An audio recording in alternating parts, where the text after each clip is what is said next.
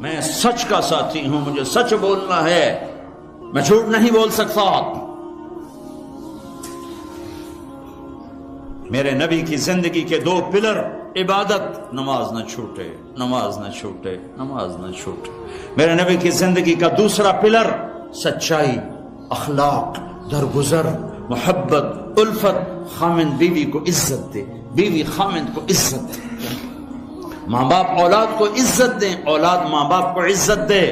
اپنے نبی، اگر اپنے گھروں کو جنت بنانا ہے تو نبی والے اخلاق سیکھو، اور نبی والے اخلاق کا ایک لفظ بتاؤں، وہ برداشت ہے، برداشت ہے، برداشت ہے، وہ صبر ہے، وہ صبر ہے، وہ صبر ہے۔ میاں بیوی کی لڑائی نسلوں کو برباد کر دیتی ہے۔ بیویوں پہ زیادتی مت کرو، بیویاں خامدوں پہ زیادتی مت کریں۔ میرے نبی نے فرمایا بدترین ہے وہ انسان، ان انسانوں میں کوئی خیر نہیں جو عورتوں کو مارتے ہیں، اور عورت سے فرمایا جس سے اس کا خامد ناراض ہوا، کسی عذر شرعی کی وجہ سے، ظلم کی وجہ سے، عذر شرعی کی وجہ سے ناراض ہوا اور اس نے اسے راضی نہ کیا، تو اللہ کی ساری رحمتیں اس سے دور ہو جائیں گی۔ اپنے گھروں کو جنت بناؤ۔ گھر جنت پیسے سے نہیں بنتے، پاؤنڈ ڈالر سے نہیں بنتے، نبی والے اخلاق سے بنتے ہیں۔ ماں باپ کو عزت دو، بیوی خامند کو عزت دے، خامند بیوی کو عزت دے۔ کوئی ایک تپ جائے تو دوسرا چپ کر جائے، ایک چپ کرے تو دوسرا اس کو دیکھ کے چپ کر جائے۔ ساری لڑائیاں تو بول کی ہیں، سارے جھگڑے تو بول کے ہیں۔ ایک بات میری لے لو، ایک بات اگر گھروں کو جنت بنانا، ایک بات صرف کہ برداشت کرنا سیکھو، بولو مت۔ میری بیوی نے بےعزتی کر دی، میرے خامن نے میری بےعزتی کر دی، اللہ کی قسم ذلت میں عزت چھپی ہوئی ہے۔ دانے کو درخت بننے کے لیے مٹی میں چھپنا پڑتا ہے، مٹی میں ذلیل ہونا پڑتا ہے، پھر جا کر وہ درخت بنتا ہے۔ اگر تم لوگوں میں محبوب بننا ہے، تم چاہو کہ تمہاری بیوی تم سے محبت کرے، بیوی چاہے خامند مجھ سے محبت کرے، اولاد چاہے ماں باپ محبت کرے، ماں باپ چاہے اولاد محبت کرے، ایک دوسرے کو برداشت کرو، ایک دوسرے کو برداشت کرو، درگزر کرنا سیکھ لو۔ اور میرے حبیب کا فرمان، اے معاذ تمہیں سارے دین کا خلاصہ بتاؤں؟ کہا جی کیا؟ مجھے دیکھو، آپ نے کہا یہ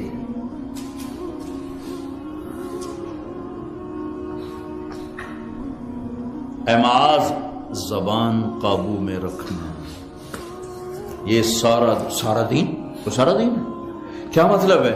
جو زبان پہ قابو رکھے گا سارا دین اس کا بچ جائے گا، جو زبان پہ قابو نہیں رکھے گا سارا دین ضائع ہو جائے گا۔ غصے کو برداشت کرنا سیکھو، ایک دوسرے کی تعریف کرنا سیکھو۔ کسی کی بیٹی کو بہو بنا کے گھر لائے ہو، اس سے وہ عزت دو جو اپنی بیٹیوں کو دیتے ہو۔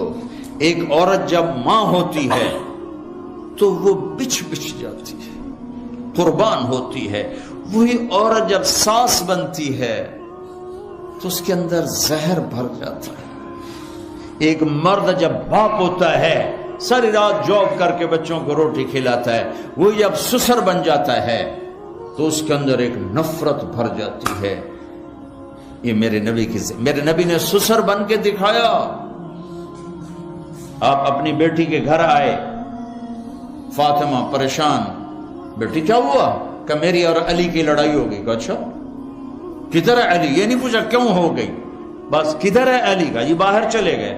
آپ پیچھے نکلے، ڈھونڈا، مسجد میں سوئے ہوئے تھے، ان کو اٹھایا، ابو تراب اٹھو، یہاں یہ لقب آپ کو ملا ہے۔ گھر میں آئے اور ایسے لیٹ گئے، ادھر علی کو لٹایا، ادھر فاطمہ کو لٹایا، علی کا ہاتھ اپنی ناف پہ رکھا، پھر علی کے ہاتھ پر فاطمہ کا ہاتھ رکھا اور ان کے اوپر اپنا ہاتھ رکھا، پھر فرمایا اب دونوں میرے سامنے کہو کہ ہماری صلح ہو گئی ہے۔ تو دونوں نے کہا جی صلح ہو گئی۔ تو تو آپ باہر نکلے بڑے خوش خوش. صحابہ نے کہا یا رسول اللہ آپ تو بڑے خوش نظر آ رہے ہیں. کہا میں علی و فاطمہ کی صلح کرا کے آ رہا ہوں. یہ سسر کا کردار ہے, یہ سسرال کا کردار ہے. لیکن میں درد سے کہہ رہا ہوں کہ ساس اور سسر ایک زہر کا رشتہ بن گیا ہے, بہو ایک ذلیل رشتہ بن گیا ہے. جیسے تم اپنی بیٹیوں کے لیے چاہتے ہو کہ کسی کے گھر جائیں تو سکھ سے رہیں, جس کی بیٹی لاتے ہو اس کو بھی سکھ دو. اور بیٹیوں سے بھی کہتا ہوں جس گھر میں جاؤ جاتے ہی ماں باپ سے جدا کرنے کی اسکیمیں نہ چلاؤ, بلکہ گھر کے لیے راحت بنو, رحمت بنو. میرے نبی والی زندگی پڑھو, اللہ کے واسطے پڑھو. کیا آپ اپنے گھر میں زندگی کیسے گزارتے تھے؟ ایک صحابی ہیں ابو دجانہ, جنگ بدر سے لے کر آخری حج تک اللہ کے نبی کے ساتھ رہے.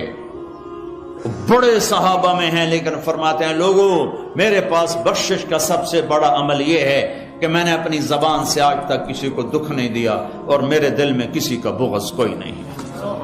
اگر اپنے نبی کے اخلاق بنانے دو چیزیں لے لو, زبان سے دکھ نہ دو, دل میں بغض نہ رکھو. ایک لطیفہ بھی سنا دیتا ہوں, اور ہے بھی لطیفہ بھی ہے, قصہ بھی ہے, ہمارے گھر کا ہے. ہماری دھوبن تھی ایک ماسی شریفہ, مرحوم مر گئی. وہ آئی ایک دن میری بہن کے پاس, کہنے کہ بی بی میری نو میرے نال بڑا لڑدیاں, میں نے کوئی توید دے ساریاں میری نوکر بن جانا. لڑتی وہ خود تھی, لڑتی خود تھی. تو میری بہن کو پتا تھا, تو اس نے کاغذ لیا, اس پہ کوئی لکیریں لگا کے اس کو سے رول کیا. پھر کہا ماسی شریفہ جس لئے تیری لڑائی ہوئے نا تو اے تعویذ ایتھے رکھنا ہے, تو انہوں ڈگن نہیں دیونا, جے اے ڈگ گیا تیری لڑائی نہیں مکنی. اب ہمارے ملک میں تعویذ کا بڑا ایک اعتقاد ہے, جو صحیح ہیں تعویذ ہو تو اثر کرتے ہیں, لیکن 2 نمبر بھی بہت زیادہ ہے.